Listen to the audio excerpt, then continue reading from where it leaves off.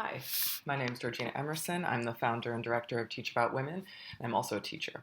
And I'm here to talk to you today about using this theme and this question in your classrooms. Victims and heroes, and who benefits from a culture of fear. So, what are we doing here and why? My objective is to present teachers with a tool for engaging their students in critical thinking and reflection on social justice in general and gender and power in particular. I think you'll see as we go through that while I'm focusing on women's rights in a colonial context and even a colonial agenda, that nonetheless that this theme and this question can be used to address all different kinds of things and all different kinds of identities, but it actually really helps to get at how power works. And organizing lessons or a unit around this lens right now puts women's rights in a global and intersectional context and can help move away from speaking about feminism as primarily a white middle-class issue. Moreover, it deepens students' understanding of how facts can be picked and chosen to suit certain agendas and used to justify aggression and even oppression. The books I'm using today are Do Muslim Women Need Saving by Lila Abu Lughod, and an essay from a collection of essays from The Question of Gender, Joan W. Scott's Critical Feminism, edited by Judith Butler and Elizabeth Weed, and the essay that ties into today's topic, that I use, is Gender and the Figure of the Moderate Muslim, Feminism in the 21st Century by Alora Shahabuddin. And then I think that it also deserves a shout out. While I don't reference his work directly, the writings of Alva Noe have really informed the way I teach and the way that I try to design my lessons around themes and questions that can become tools for shaping my students' understanding of the world. And that's from Alva Noe's Strange Tools, Art and Human Nature. And you'll see that at the end, I make some suggestions for further reading if you want to look at presenting women as victims and the way that gender shapes power narratives, or the way maybe power narratives shape gender. There's sort of this feedback mechanism there. And that's in a book called At the Dark End of the Street by Danielle McGuire. All of these books are books that are normally taught or read at the college or even the graduate school level, but I hope that I'm able to show you that these can actually work in high school classrooms, and that maybe they need to be taught in high school classrooms. That complex and sophisticated texts need to have a place in high schools, because otherwise we're presenting a picture of reality that's too simple. It's oversimple and it's oversimplified, and it leaves out people, and in particular, it leaves out usually the marginalized. So, all right, let's get going. You can find this presentation, unit plans, activities, all that kind of stuff. I'll even put a rubric for the assessments at the end. And feel free to copy and adapt this to your teaching styles and needs. And if you do, please give Teach About Women and me, Georgina Emerson, a shout out. All right, so what am I going to show you? I'm going to show you a cool introductory activity. This is what I'm most excited about. I'm going to show you some content, looking at a primary source and a secondary source, and some activities that you can do. These can also be called formative assessments, okay? Assessments that are used for deepening understanding and seeing how much your students get things, rather than used for evaluation or ranking purposes. And then I'll show you some summative assessments, essays and stuff, a way for your students to explore the concept on their own, and see how without the help of their teacher and the help of their peers around them, how are they able to engage with the material. And I'll throw in a rubric there too. I'm not going to explain the rubric very much, but feel free to email me or come to our interactive webinar, and you can ask questions about all of these things. All right, so in what order am I going to show you these things? All right, so part one. How can I get my students thinking and rethinking about how stories send subtle messages about gender and power? This is one activity and a little bit of lecturing. Part two. How can I apply this lens to deepen my understanding of a primary source? 2 activities, and a text. Whenever I say text, it's like a thing that we're examining. In this case, it's a audio recording by Ms. Laura Bush. Mrs. Laura Bush, I guess. And then in part 3, how can I use secondary sources to engage my students more deeply with the content, to read for nuance, develop a point of view, question the assumptions, all that good stuff. And I'll show you 3 activities and a text to use. This is where Do Muslim Women Need Saving? Abu Lughod's work comes in. And then part 4, how can I craft final assessments that push students to engage with the question and the material independently, to decode subtle messages about power and identity as they play out in political discourses? I have one assessment that you're welcome to just copy paste and give to your students, and then some other ideas, because I think sometimes assessments, they really have to be adapted to the class that's in front of you. Okay. All right. So again, there's my email address if you want to get in touch. I'm sure. Before we jump in, a note on heavy terms. Things like colonial feminism, Islamophobia, intersectional feminism, racism, and patriarchy. The lesson that I'm about to go through is about all of these things and can be used to address even many more other social justice issues. Nonetheless, I find that if you introduce these terms too early with high school classes, they have kind of a dampening effect. Either you get people who have already kind of subscribed to a specific agenda, and they're like, yeah, like I'm an intersectional feminist, like I'm so radical. Or they kind of raise hackles and people think like, racism, what do you mean racism? And it can ignite all of these different defense mechanisms. So I try to actually kind of stay away from using these really heavy terms too early on and let the students bring them up themselves and say, hey, this sounds really racist, or this sounds like a culture of Islamophobia. I don't know if I'm right about that. I don't know if it's the right thing to do to kind of hang back on these big heavy terms. I don't know if it puts perhaps undue burden on the students of color in our classrooms. So that's something to keep in mind depending on the class that's in front of you. All right. So part 1, how can I get my students thinking and rethinking about how stories send subtle messages about gender and power? It's going to be one activity and a little bit of lecturing. So I find when you're trying to get students to kind of reorganize how ideas work in their head and question what they already know, it's good to start with terms that they are definitely already familiar with. So here it's hero, victim, and monster. So for the warm-up activity, you can ask your students to write or make up a story featuring these 3 characters: a hero, a victim, and a monster. It can be completely original or based on a story that you already know. So you give them some minutes to do that. Either you can do it as a turn and talk or as an independent activity, depending on the vibe of your class that day or what you're in the mood for or what your habits are. All right, so then you want to hear those stories. Get students telling them, sharing them. There are going to be a lot of commonalities. I found these funny little creatures on a free clip art website. You do not have to use these. You can use whatever funny little creatures you want. I think it's important that the monster be really inhuman, because it's no mere villain, right? It's something that is being portrayed as inhuman, right? That the hero perhaps asserts his very humanity in fighting against the monster. All right. So as you hear the stories from your students, there are probably things that are going to come up again and again in ways that repetitions are going to start to tell us things. So I'm going to try to kind of fill in some of the qualities that will come up again and again. It might come up that your hero is brave.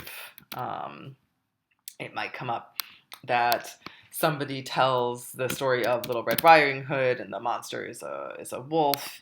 And the victim might come up, what are her qualities? She's perhaps too curious. And did I say she? Is she usually a girl? Usually a girl, okay.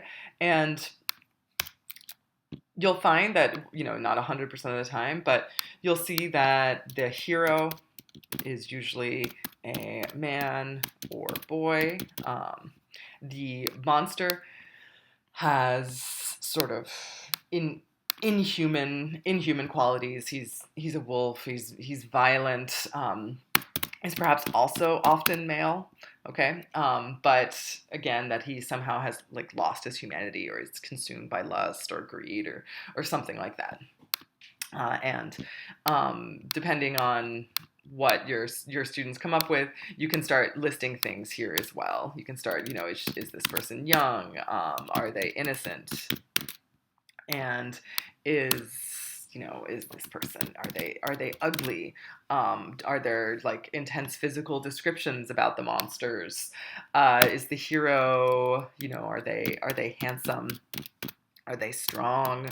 And you start to see that a lot of these characteristics are sort of like the best of a man over here in the hero column, maybe the worst of a man over here in the monster column, and then the kind of feminine stuff lives over here, okay, in the victim category.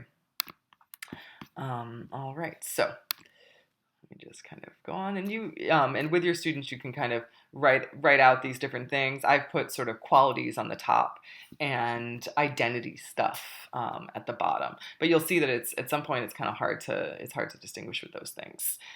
Okay, all right, so we know we're familiar with these kinds of characters and these sorts of roles from fairy tales and literary representations and knights in shining armor. And the funny thing about those things and those kinds of stories is that they're kid stuff. They're actually pretty boring. Once you're an adult, you crave more complication in your narratives, and you want to read stories where the bad guy is secretly the good guy, and the good guy is secretly the bad guy, and the victim actually holds all the cards, or something like that. But the point is that they get really boring in the imaginary realm, and it's interesting that so much of the stories we tell about reality fall back on this really simplistic framework, and maybe it's a way. I don't know, here I'm kind of just like riffing, but I do think that maybe it's a way for us to deal with the complexity of our lives and the complexity of a global reality where information is coming at us at all times, that we kind of fall back on telling stories in the most traditional, rudimentary way. And if you, as a teacher, only tell the stories like that, then you're kind of perpetuating the simplistic and maybe even subtly oppressive way of telling stories, and oversimplifying reality in a way that serves the powerful, right? Because who benefits most in the story of the hero, the victim, and the monster? It's the hero, right? The hero who was already brave and strong and gets to go in and be the savior. And that's, I think, just something to keep in mind. All right. So how do stories like this get used to create a culture of fear, and who benefits? So I already kind of said that it's usually the hero who benefits, and that's something to keep in mind as you ask this question again and again with your students. And you'll say, well, who's benefiting from this story? And often you can point them in the direction of the hero or the savior, and that's the person or the group that is benefiting. Okay, so how do stories like this get used to create a culture of fear? Well, there's an interesting thing that happens in which you kind of start with the victim. Okay, you start with Little Red Riding Hood. You start with, I don't know, Sleeping Beauty. You start with the injury. Okay, the person who needs help, and here she is stuck in her little cave, and then you create the monster, right? The thing or the group or the individual responsible for keeping this person trapped, for injuring them, for doing them harm. And then it's really the third figure the kind of last one on the scene who is the hero, right? Because the hero has to go into this situation in order to become the hero, right? So that the violence that he does is justified, so that he's just going about his merry way. He'd love to live, a pacifist life, um, like the guy in Braveheart, just like, being a farmer. But no, he's forced to take on, to take up arms against this monstrous foe. Okay, so you'll see that when we kind of celebrate the story or we talk about the story, that the face of the story often becomes the hero. And the hero and the monster start to take up a lot more space than the victim does.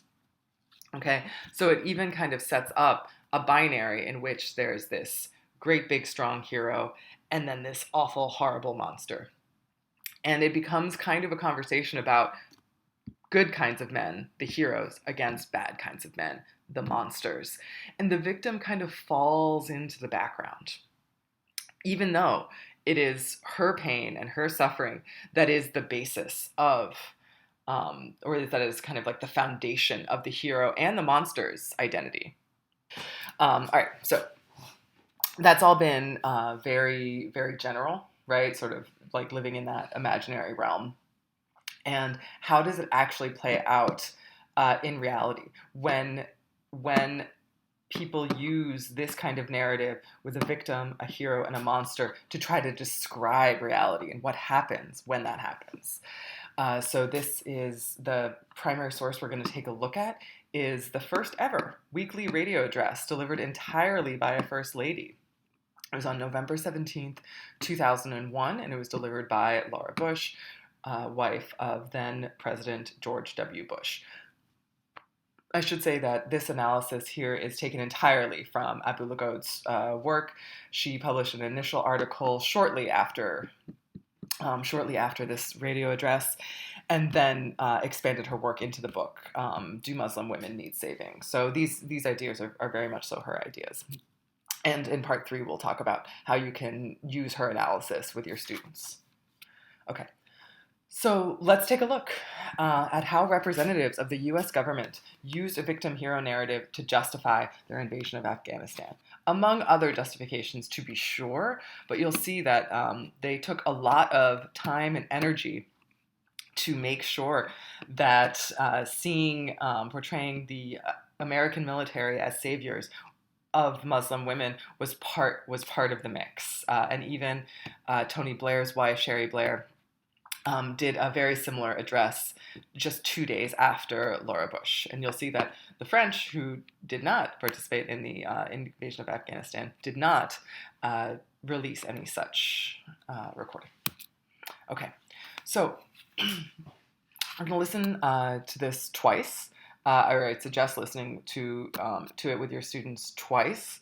And the first thing that you're going to ask your students to do is make an interpretive word cloud of what she says. Okay, a word cloud is something you and your students have probably seen before. It's that thing where, if there's a word that's repeated more often, it's much bigger. They're often used to sort of describe businesses or conglomerates or something like that. And it'll be like synergy, positivity, something like that. And when you do it as an interpretive word cloud, you can repeat words as much as you want, and you also put bigger words bigger when they seem to matter more. And you don't have to worry about getting it right. Everyone's will be different. So let's kind of do this while we listen to Miss Bush's speech, which is quite striking. I think you'll find. To the YouTube. Good morning. So you'll see that this has a stunning almost 2,000 views. It's from the Bush Center. Okay, so it's released by the Bush Center. Okay, so as you listen, I encourage you, if you want, to grab a pen or even a marker, is what I like to use with this, and create your own interpretive word cloud. I'll show you mine at the end. Good morning. I'm Laura Bush, and I'm delivering this week's radio address to kick off a worldwide effort to focus on the brutality against women and children by the Al-Qaeda terrorist network and the regime it supports in Afghanistan, the Taliban. That regime is now in retreat across much of the country, and the people of Afghanistan, especially women, are rejoicing. Afghan women know through hard experience what the rest of the world is discovering. The brutal oppression of women is a central goal of the terrorist.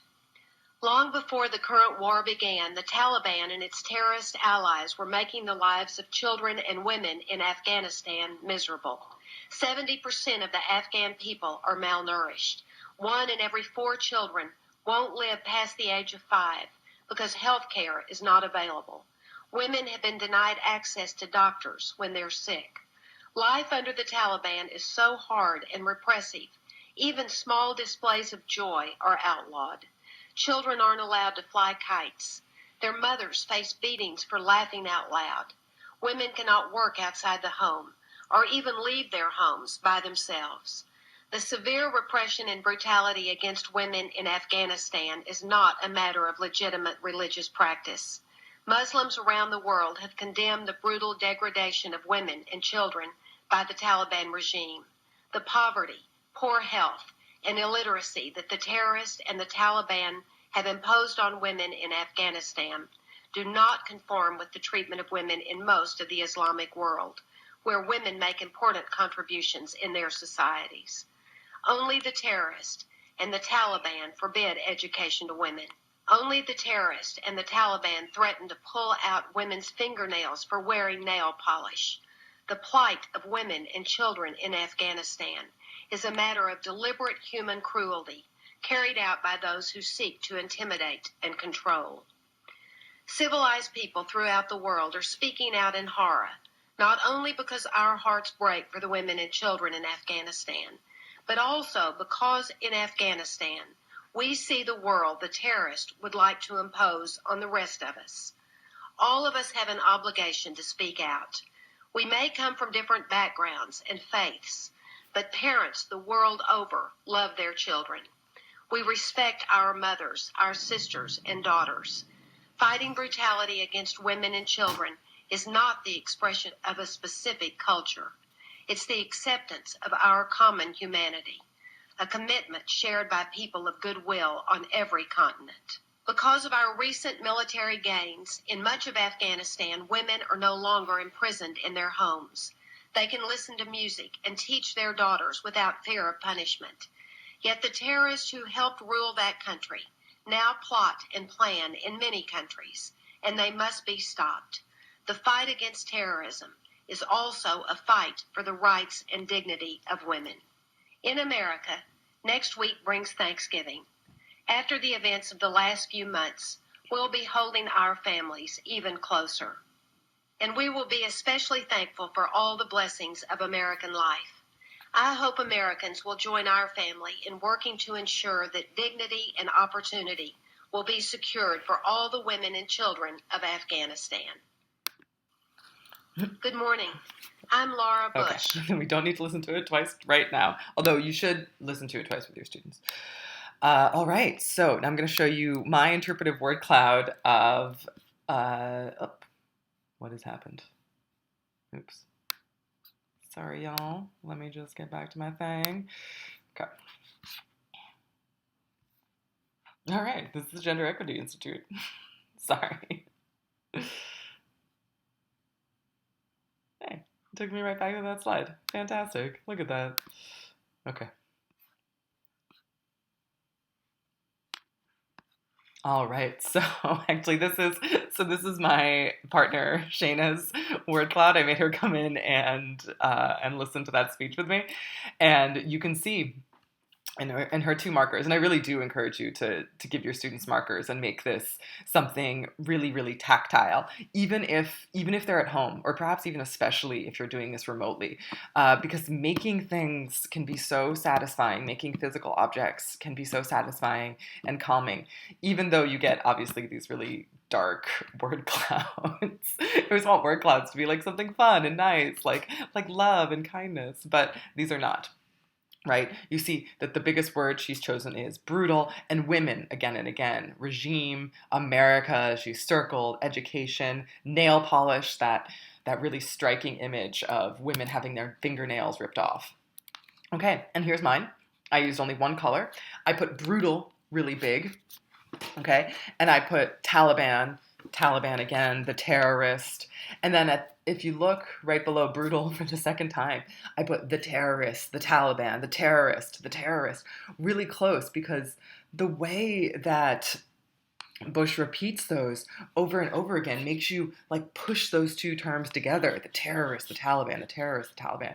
And this, then I have women again. She says women and children. Women is repeated again and again, and to a point where I wonder if we put this into a real kind of digital word cloud that just makes the words bigger with how much they're repeated. I wonder if women would be the biggest thing. Okay.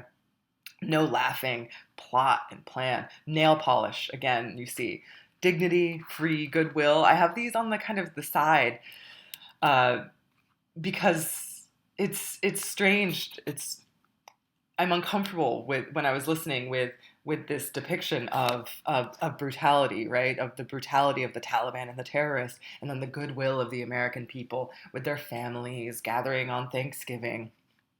Okay, and so you can see that making these interpretive word clouds is actually like a pretty cool reading comp exercise that you can do with your students. And it's really good with listening. I think that sometimes we forget about the oral aspect of words and reading sentences, and so listening to this speech aloud rather than reading it, and then writing how kind of the words strike you, is very powerful and really gets at, I think, actually some of the rhetorical devices that Bush and her speechwriters employ.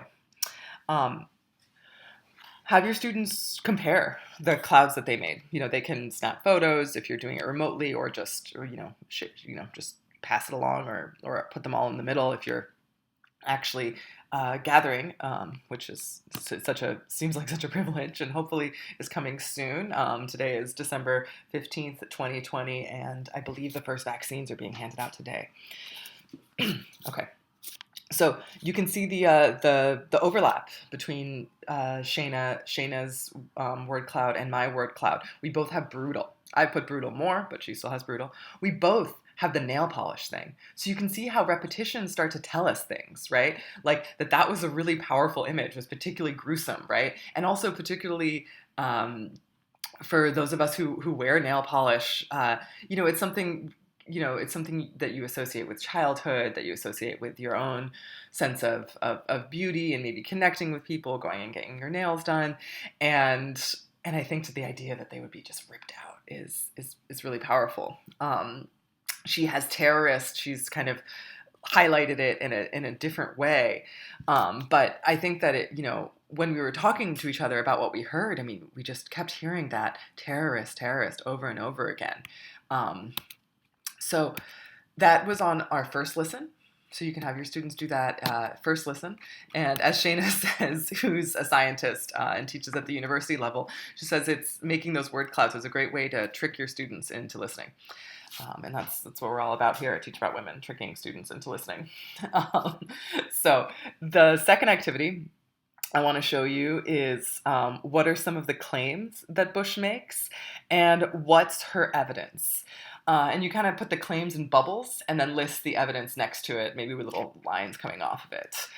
List what you can and don't try to get it all. I think that's really important with these listening exercises. You're not going to get it all. The point isn't to get it all. And even the way speeches are written, you're not supposed to listen to every word the same amount, right? We repeat things, we emphasize things, and rhetoric has its own devices that are perhaps that are different from writing. You can use color and space on the page to make connections. This engages with a lot of different kinds of learning styles, and which some of your students might thrive at more, and also which just sort of spices things up for all of your students. And you might want to mention, although you shouldn't ask initially for her central claim, because it's hard to say what her central claim is. I have an idea about it. You perhaps have an idea about it. Your students probably don't have a good idea about what her central claim is. They can only hear lots of little claims. And asking for her central claim can sometimes be like asking for creative ideas. It can sort of stunt people and go, oh my God, well, I'm not creative and I'm not artistic and I don't have any ideas. And it's like, no, no, no, I just need your ideas. I don't need the most important claim. I just need some claims. And that lowers the stakes of the activity. And I think you'll see causes students to produce more, which is kind of the point of a formative assessment like this. So here is the word cloud that I made. Oh, excuse me. Here's the claim evidence sheet that I made as I was listening to the speech for a second time. I mean, I've listened to it a bunch now. I didn't make Shayna make one of these, so I only have one example. So the Taliban is in retreat is one of her claims, and that's kind of related to, I guess it's poverty and poor health I put up there. That doesn't totally make sense. But Afghan women rejoice because of the kind of deliberate human cruelty of the Taliban. We have an obligation to speak out. When I say we, I mean the we that Mrs. Bush has evoked, the we of privileged Americans, people with families who gather at Thanksgiving, right? That the obligation to speak out is a family affair. It's the responsibility of all, including women, right? This is, after all, the first radio address delivered entirely by a woman. The brutality against the women and children, that it's the Taliban doing this brutal things to women and children. And her evidence, she cites some statistics. We love statistics. 70% of children are malnourished. 1/4 of children won't make it to 5, I believe she said. Then civilized people speak out. Women can't get doctors. There are no kites. There is no laughing. There is no working. And then I have up there, up on the left side there. Now it's better. Thanks, America, right? That America is getting the credit, right? That all of this suffering and the poverty and the poor health is the cause of is caused by the Taliban and the terrorist, and not by the war or the invasion or the war economy that it's created. So finally, I put in red, as I was listening, that the fight for terrorists equals the fight for women. And I did that color kind of because I was like, for me, that color was sort of like a summarizing color for everything. And I think that as I'm talking through this with you, I'm realizing that the stuff that I put in red is sort of what I think Bush's central claim is that to fight the terrorist is to fight for women, that terrorists are the source of deliberate human cruelty, that it's the responsibility of all to fight the terrorist, and that the Afghan women will rejoice. Okay, so when you have your students make these, you might ask if they want to listen to it even a third time, and then have them talk through either in pairs or in sharing out, have them talk through the choices that they made, where they put things, and why. They might not always have a reason. Sometimes it's just, there's a rectangle on the page and I was writing fast, and that's okay. But even if they say, like, oh, I put these two things next to each other, these are the beginnings of connections, the beginnings of critical thinking. And transitioning from listening to thinking critically about what you've heard is something that we need to show students how to do. Here's a kind of a bonus side activity that you're welcome to do. You can go onto the New York Times and click on New York Times Time Machine and see the paper from a specific day. So this is from the Sunday Times, November 18th, 2001. And it's the story wherein Mrs. Bush cites women's plight under Taliban. And I think it's actually kind of a cool homework or class activity to ask your students to view the article on the New York Times Machine and flip through the pages and note major themes and ideas. And I think that they will notice, and perhaps as I noticed, and perhaps you would notice, a lot of stories about heroes victims, and monsters. Okay, so now it's time to turn the lens on more deliberately to, or in a more straightforward way for your students, and you can show them a slide or write on the board just like this. You're welcome to show them this slide. Who is the victim? They're probably going to say Afghani women, maybe children, but women were repeated again and again. Who is the monster? The terrorists, the Taliban. And who is the hero? The American forces, right? The American military, Western military forces, those who speak up. And you can get language and words that your students use on the board here or there. And what I really like to do is, as like when I'm teaching remotely, I type up the stuff so students can see exactly what they've said written into the document. This not only gives them feelings of validation, it also is kind of convenient if students miss your lesson or your appointed time for whatever reason. They can go back and look, and there's a little bit less catch-up work that you have to do with that.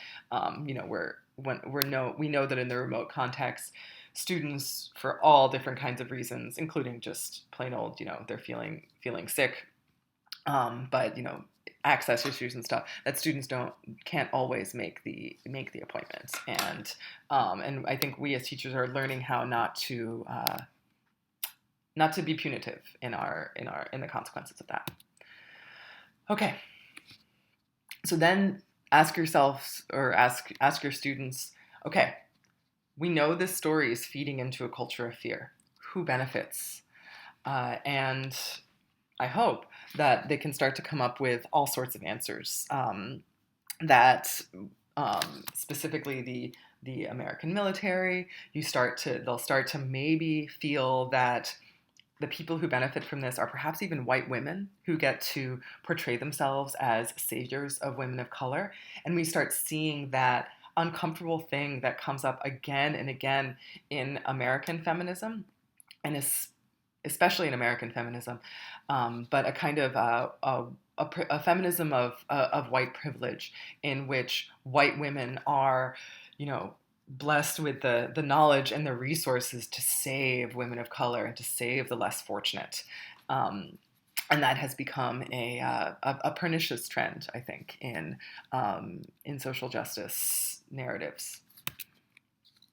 Now that I've shown you how to use the lens and the question to explore a primary source, I want to move on to show you how to use secondary sources to engage your students more deeply with the content, to read for nuance, develop their own point of view, question assumptions, and all that good stuff.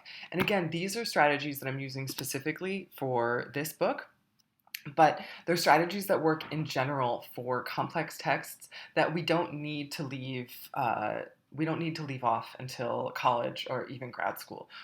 High school students can handle these readings as long as you help them. You got to give them a little bit extra help. Think about the way when you were in college, somebody assigned you to read all the plays of Shakespeare within 2 weeks, and then come back and write an essay and hear 3 thoughts on King Lear, versus the way your high school English teacher took you through line by line. And there's a balance there, I think, that's important. So I'm going to give you questions and some reading activities and some passages from the intro, chapter 1 and chapter 2. I actually like to read the introduction last with my students after I read chapters 1 and 2. And so you see that one of the things we're doing for high school students is you're just not giving them as much. We're just going to, when I use this with my students, we really just close read chapter 1. Which is kind of the heart of Lughod's arguments, and then we use the other chapters actually as examples of different kinds of research that a person can do and different kinds of arguments you can make, anywhere from micro studies to personal anecdote to statistical analysis, because actually her entire book is sort of a nice compendium of a lot of really effective research methods. Okay, so how can I make a complex text accessible to my students who don't have a lot of experience with academic scholarship. Okay, you as high school teachers are kind of the frontline people on this issue. Okay, how can you get students to read things that are complex and layered and nuanced, so that they can have a complex and layered and nuanced view of the world? Okay, so here are some key principles, and I, of course, have to, say thank you to every single person who's ever worked with me, to say, like, what does it make, what makes really solid teaching. In particular, working with Bard's Writing to Learn practices, Carly Moore, Maureen Burgess, Nancy Gallen, Ann Scott Knight. It's like a lot of teachers I've worked with have helped me come to these principles. And one of them is to read aloud and pause often. This can also be really, really nice for making people feel together, even when you're not. Reading aloud in a remote classroom and sharing the work, you don't have to read aloud the whole time, just kind of taking turns, really, it forms a bond. And if you pause often and kind of establish that, hey, we're gonna stop when you have a question, and we're gonna tease that out a little bit, can be really nice. And sometimes you find yourself measuring how long to spend on something in time, right? We're going to read aloud for 15 minutes rather than in pages, right? We're going to read the first 15 pages. Okay. Divide the text into manageable pieces, and try in whatever ways you can to get your students to read things at least twice.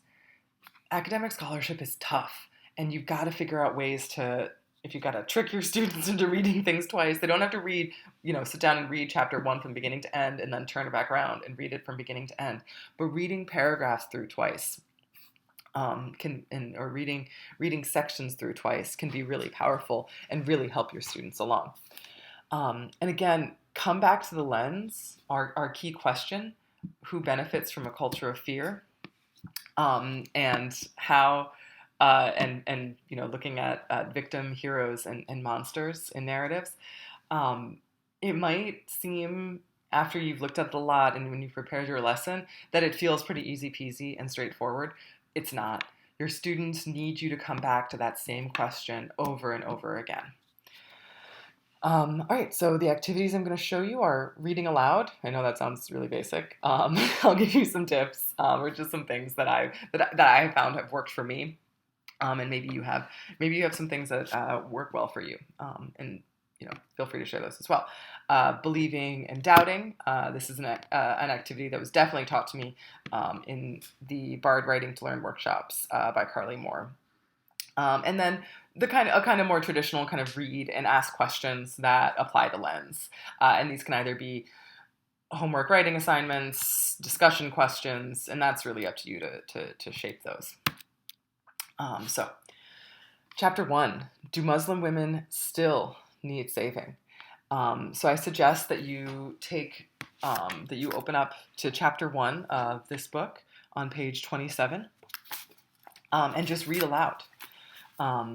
Pause when someone has a question, stop when you get to a particularly weighty term, or if Abu Lughod brings up a question you or a student wonders about. So I'm going to just read the first paragraph here for you, and I think you'll see the power that just doing that can have. It's not a complex exercise, but it's one that works. Chapter 1, do Muslim women still need saving? Commentators noted the political timing of Times magazine's cover story about a beautiful young woman from Afghanistan whose nose had been cut off. The unsettling photograph of Bibi Aisha, whose Taliban husband and in-laws had punished her this way, appeared on newsstands in August 2010. 8 months earlier, President Obama had authorized a troop surge. But now there was talk about bringing some Taliban into reconciliation talks. The juxtaposition between the photograph and the headline, "What happens if we leave Afghanistan?" implied that women would be the first victims. Unremarked was the fact that this act of mutilation had been carried out while US and British troops were still present in Afghanistan. Okay, so that was just the first paragraph. But I suggest actually taking turns and reading through all the way in the first section, through the first section. Already, your students are going to wonder, well, what Time magazine cover, right? And I haven't included that in this slideshow because I wasn't 100% sure about copyright, but you can find it really easily. Your students will, if they're on their computers, they will call it up immediately. Okay, and it's a pretty intense image of a pretty young woman with her nose cut off, and the idea that this is the Taliban that did this, and that British and American troops are there to protect women like Bibi Aisha from the Taliban, and therefore they should not be included in peace talks. Okay, and you can ask your students, depending on where they are with using the lens, you can either ask your students to come to conclusions about who's the victim, who's the monster, and who's the hero, even in just that paragraph. Or you can talk them through your thought process and tell them why you can see that, like, immediately women like Bibi Aisha are the victims, right? The monsters are the Talibans and these cruel in-laws, and the hero is this we, this British and American we, this Western we. And you can talk through how Abu Lughod paints a rather stunning portrait here of this propaganda. And then with one sentence at the end, I love it, unremarked was the fact that this act of mutilation had been carried out while US and British troops were still present in Afghanistan.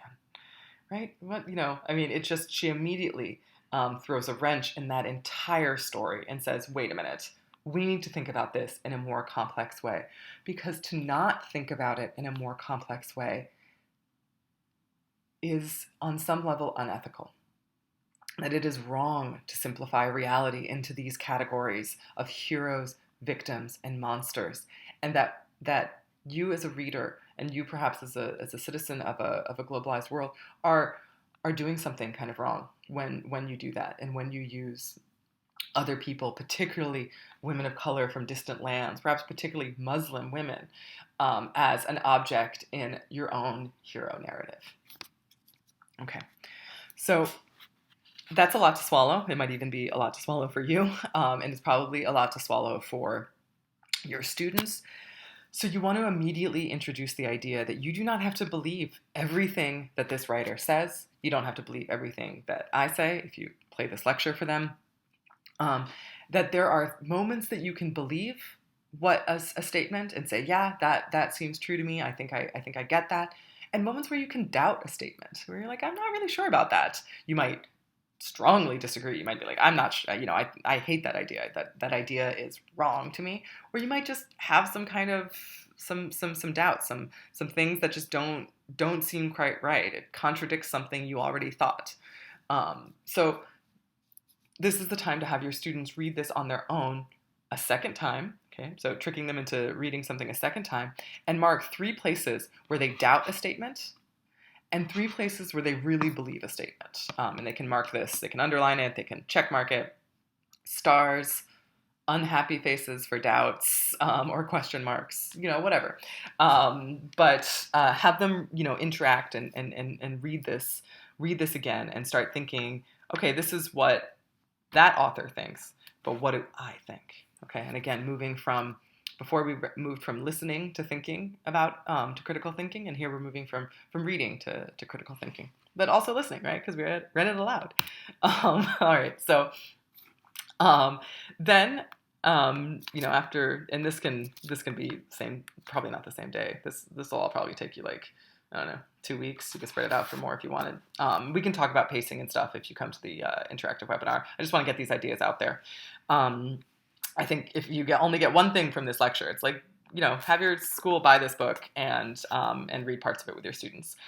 Maybe only read these 4 pages. Cultural Explanations and the Mobilization of Muslim Women, is a section that begins on page 30. I want to make sure I'm right about that. Yes, it begins on page 30 and goes to page 34. This is really the heart of Abu Lughod's argument, that there is a Western narrative that paints Muslim women as victims in order to justify colonizing belligerent action, okay? And to paint, in particular, American, but also British and Western troops in general as heroes in a narrative wherein Muslim men are monstrous. Okay, so you can read through that and have them, and you can do all sorts of things with it. I would suggest actually giving them these 3 words and having them kind of word associate with each one, and come up with terms that they say, oh, okay, this is some things that the hero does, this is some things that the monster does. I'll give you an example. Okay, wherein Abu Lughod reads into Laura Bush's speech. This is on page 32. There was a constant slippage between the Taliban and the terrorists, so that they became almost one word, a kind of hyphenated monster identity, the Taliban and the terrorists. Then there was the blurring of the very separate causes of Afghan women's sufferings: malnutrition, poverty, class politics, and ill health, and the more recent exclusion under the Taliban from employment, schooling, and the joys of wearing nail polish. On the other hand, the speech reinforced chasmic divides, principally between the colonized people throughout the world. Perhaps your students would put that in the hero column. Whose hearts break for women and children for the women and children of Afghanistan. Women and children of Afghanistan are certainly the victims here. And the Taliban and the terrorists are the cultural monsters who want to, as she put it, impose their world on the rest of us. So here we have this crazy idea that if you don't step into the hero role, if you don't fight the Taliban, who is the terrorist, you might become the victim, right? Who's she talking to there? There's really interesting stuff going on there. So you can have your students read this to themselves or read it aloud, and then start to associate words and terms and find evidence for making claims in regards to this question. Okay, and here's another section of chapter 1, along with some questions to think about. Okay, so here's kind of a more conventional, I think, teaching method that totally works, which, because it's tried and true, which is ask a question before you read something. So before you read. In this conventional narrative, where the victim is the Muslim woman, the hero are the Western liberators, and the monster are the Muslim men / terrorists, what does the veil in its various forms represent? Okay, so the veil comes up again and again as this symbol of women's oppression. Okay, now if you take away that narrative, right? Read this section of the chapter, and do that believing and doubting thing. Abu Lughod performs a fabulous reading on cultural conventions and the different kinds of ways that they play out, and the difference between being sort of forced to dress appropriately or just thinking that you're dressing for an occasion. You wouldn't wear overalls to the Metropolitan Opera. She has a funny story about a WASP wedding. And because she brings in sort of anecdotes from daily life, it's a good moment to see to ask your students, like, what do they believe? What do they feel like rings true? And what do they doubt? So you can go back to that believing and doubting exercise. It's also an excellent moment to learn more about the various veiling practices in the Islamic world. Lots of ways to teach this. Here's a lesson from Facing History that does it quite well. And here's a last question that you can ask your students about what does the veil mean to various groups, and perhaps they can access a more complex and sort of plural or variable significance for the veil. And they can look through the text to see where Abu Lughod provides specific examples. After this, I just sort of feel free to take a look at these questions and these texts. I'm not going to go through each one. Time is running against us, and I assume I can only count on you for so long. So here's questions that go with chapter 2 that I hope help you break it down. And finally, I urge you to end your reading of this book by reading aloud the opening pages of the introduction, in which Abu Lughod sits down with her friend Zainab, a woman from southern Egypt, and has a conversation with her about what she thinks is hard in her life and where she thinks those difficulties come from. And it's a fascinating insight into what you get from a conversation with a person that perhaps is lost when you reduce people to categories, and reduce people to just sort of lists of rights that they have and that they don't have. So I definitely urge you to read that aloud with your students and ask them what they think, and I hope that you get thoughtful responses from them. All right, finally, part 4. How can I craft final assessments that push students to engage with the question and material independently, to decode subtle messages about power and identity as they play out in political discourses?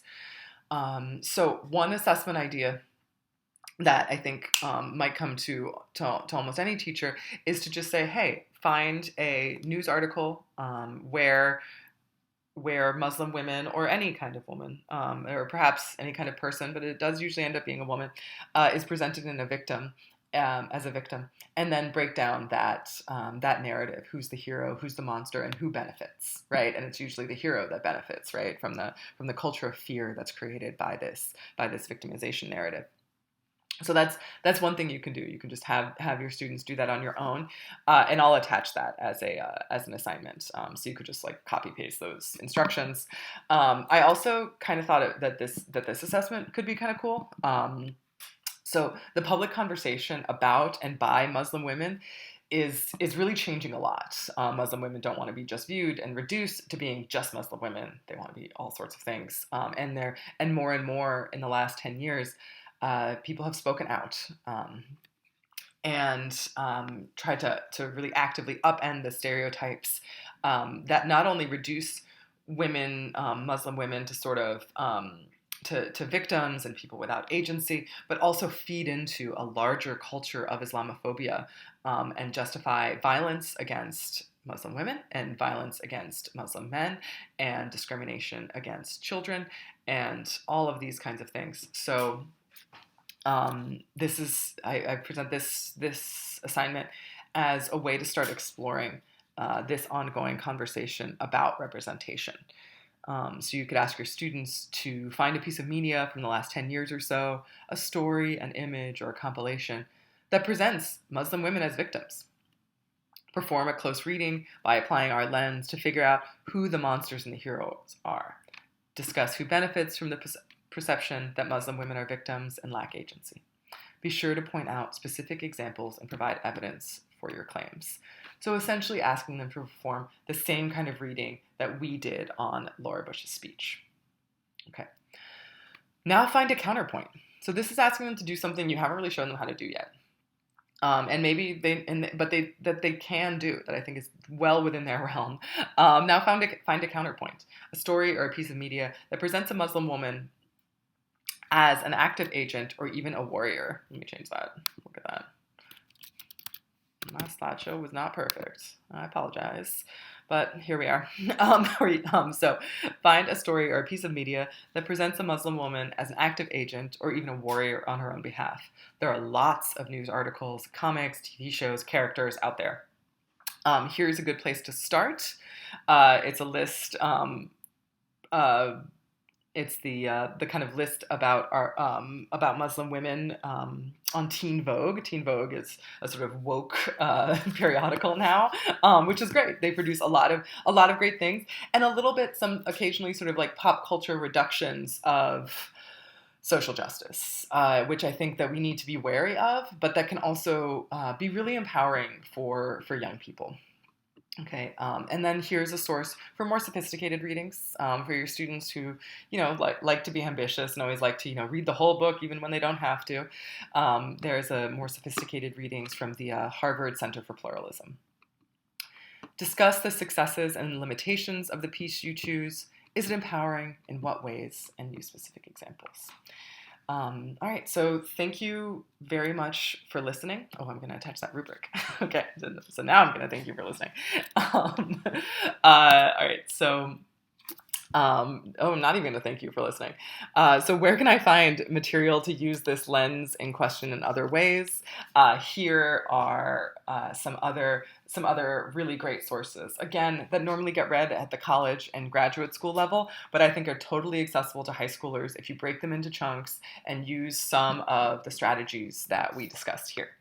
And they are At the Dark End of the Street, Black Women, Rape and Resistance, A New History of the Civil Rights Movement, and then a article that I had mentioned earlier, Gender and the Figure of the Moderate Muslim, which is by Alora Shabuhaddin. And there's an accompanying lecture here that I've included. All right. So thank you very much for listening. I hope that you got something out of it. I hope that you find that this lens and this question and even these strategies for close reading enrich your own teaching.